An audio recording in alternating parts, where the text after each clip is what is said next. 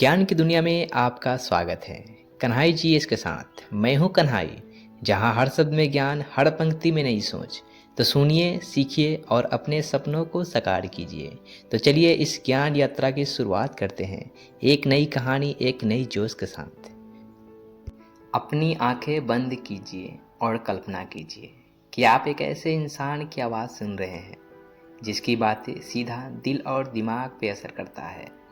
ये आवाज़ आपको प्रेरित करती है, आपके अंदर सोए हुए सपनों को जगाती है। ये आवाज़ कहती है कि सपने वो नहीं जो नींद में आए, सपने तो वो है जो सोने ना दे और ज़िंदगी में कभी रोने ना दे। जब कोई व्यक्ति कठिनाइयों से घिरा होता है, जब जीवन में संघर्ष अपने चरम पे होता है, तब दो रास्ते होते हैं।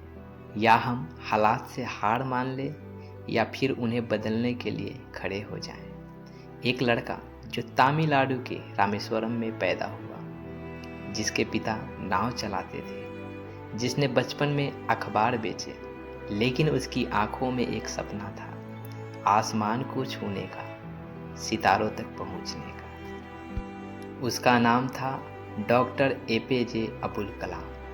एक ऐसा नाम जिसने भारत को वैज्ञानिक रूप से सशक्त बनाया, जिसे मिसाइल मैन कहा गया, जिसने भारत को आत्मनिर्भरता की ओर बढ़ाया। लेकिन उनकी कहानी सिर्फ विज्ञान की ही नहीं, उनकी कहानी इच्छा शक्ति, समर्पण और अटूट विश्वास की है। उनका जीवन एक मिशन था, भारत के युवाओं को एक एहसास दिलाने का कि वे दुनिया बदल सकते हैं अगर वे खुद को पहचाने और अपने भीतर की ऊर्जा को सही दिशा लगाए।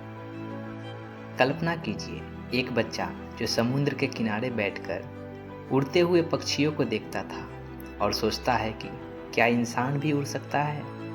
वह बच्चा बड़ा होकर विज्ञान की दुनिया में कदम रखता है। वह उन सपनों को आकार देता है जो कभी असंभव लगते थे। उसने भारत के लिए वो मिसाइलें बनाई जिन्होंने हमारे देश की नई शक्ति दी।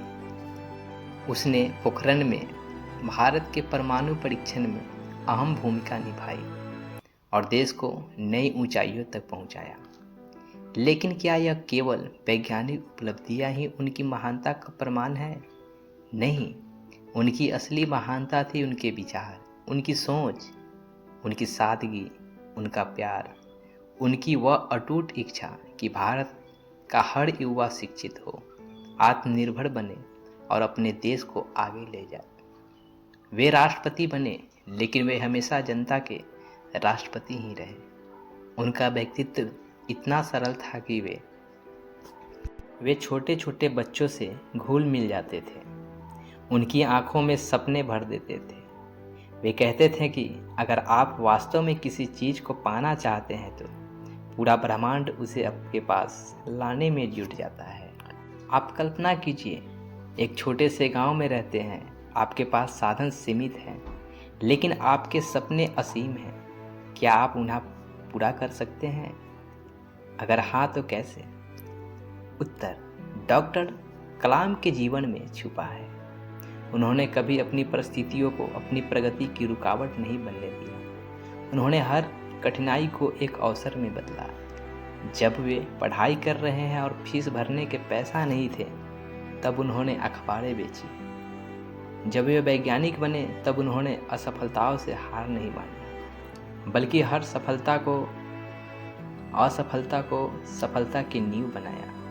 वे कहते हैं कि असफलता का मतलब ये नहीं कि आपने सब कुछ खो दिया, बल्कि इसका मतलब है कि आपने कुछ नया सीखने का अवसर मिला। उनका जीवन हमें यह सिखाता है कि अगर आपके पास जुनून है, अगर आपके पास खुद पर विश्वास है, तो आप कुछ भी कर सकते हैं। वे हमेशा कहते हैं कि इस देश का भविष्य उसके युवाओं के हाथों में है। वे चाहते थे कि हर युवा यह महसूस करे कि वह विशेष है, कि उसके पास कुछ ऐसा है जो इस दुनिया को बदल सकता है। वे हमेशा शिक्षा को सबसे बड़ा हथियार मानते थे।